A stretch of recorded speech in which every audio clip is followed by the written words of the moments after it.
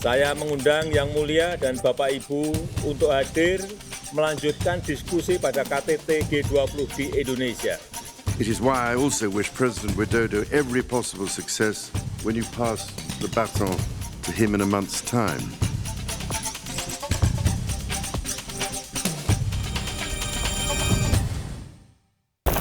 Presiden Joko Widodo berkunjung ke 3 negara.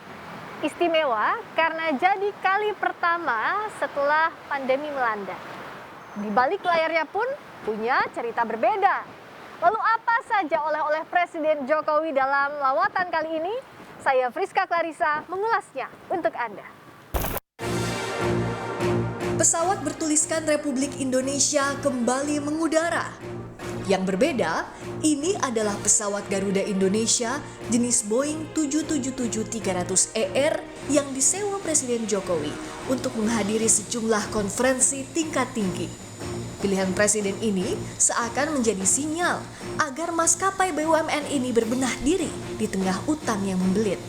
Selain itu, setidaknya ada 3 alasan Presiden memilih charter pesawat Garuda. Pertama, efisiensi waktu. Dengan pesawat berbadan lebar ini, perjalanan menuju titik pertama di Roma, Italia dapat ditempuh dalam waktu 13 jam tanpa transit. Yang kedua, efisiensi anggaran. Seluruh menteri yang ikut dalam kunjungan ini bisa berada dalam rombongan yang sama. Ada Menteri Luar Negeri dan Menteri Keuangan yang tiba lebih dulu, lalu bergabung bersama dengan Menko Kemaritiman dan Investasi, Menko Perekonomian, Sekretaris Kabinet, dan Menteri BUMN. Nah, bicara soal sejumlah kunjungan kerja Presiden yang sempat saya ikuti selama menjadi jurnalis Istana Kepresidenan, biasanya selalu ada tim advance atau tim pendahulu dan juga main group atau rombongan utama yang melekat kepada Presiden. Tim advance ini akan tiba lebih dulu dan menyiapkan kebutuhan awal Presiden. Dan yang disebut dalam kunjungan ini sebagai penghematan anggaran adalah tim advance dan main group akan pulang dalam waktu yang bersamaan. Dan juga ini masih kondisi pandemi COVID-19 sehingga protokol kesehatan yang diterapkan pun sangat ketat. Berikut cerita di balik layarnya. Jadi ketika sudah nama list sudah ada, itu kami PCR swab 10 hari sebelum keberangkatan.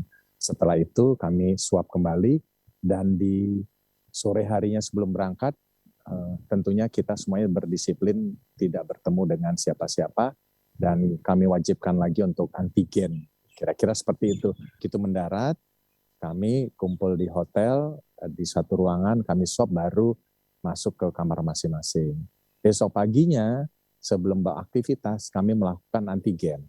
Kami membuat sebuah keputusan, kebijakan bahwa setiap main group itu harus menggunakan masker. Nah kebetulan saya wawancara ini kan tentunya saya buka, saya juga bawa masker. Iya betul Pak. Dan kalau ya, saya lihat juga kira-kira. Pak Presiden dalam beberapa kegiatan, bahkan hampir seluruh kegiatan hanya buka masker saat foto saja ya Pak? Iya betul, betul.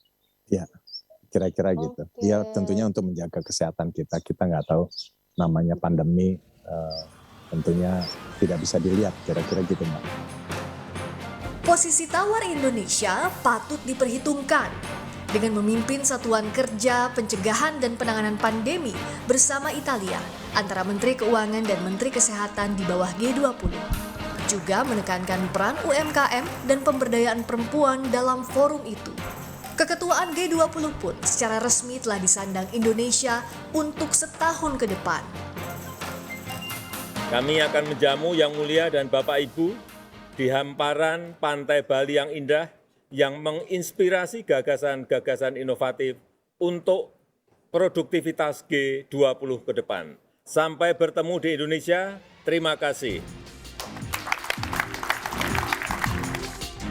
Dalam KTT Perubahan Iklim di Glasgow, Skotlandia, Indonesia bertekad agar sektor hutan dan lahan menjadi penyerap karbon dan mengakhiri deforestasi pada 2030.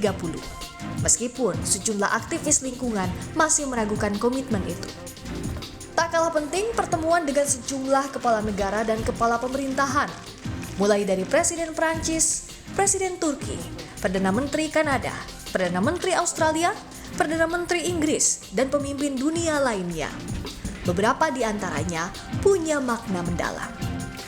Putra mahkota Kerajaan Inggris, Pangeran Charles misalnya, yang secara khusus mendoakan kesuksesan Presiden Jokowi dalam memimpin G20. I'm so grateful to you for recognizing this central truth and for bringing them in, giving them a seat at this most important table so that climate change can be tackled in partnership. It is why I also wish President Widodo every possible success when you pass the baton to him in a month's time. Pertemuan Jokowi dengan Perdana Menteri Palestina, Muhammad Ibrahim Stayeh, juga menjadi penegasan posisi Indonesia terus mendukung perjuangan kemerdekaan Palestina dengan Yerusalem Timur sebagai ibu kota negaranya. Presiden Jokowi pun tak melewatkan waktu bertemu Presiden Amerika Serikat Joe Biden. Selain mendukung Indonesia dalam presidensi G20, kedua negara sepakat memperkuat kerjasama bilateral, antara lain menjadi bagian rantai pasok global melalui pembangunan industri kesehatan, memperkuat kerjasama ekonomi dalam pengembangan ekonomi hijau, dan berkomitmen mengurangi emisi karbon. Investasi juga jadi oleh-oleh yang dijanjikan Presiden Jokowi. Kemesraan relasi terlihat antara Indonesia dan Uni Emirat Arab.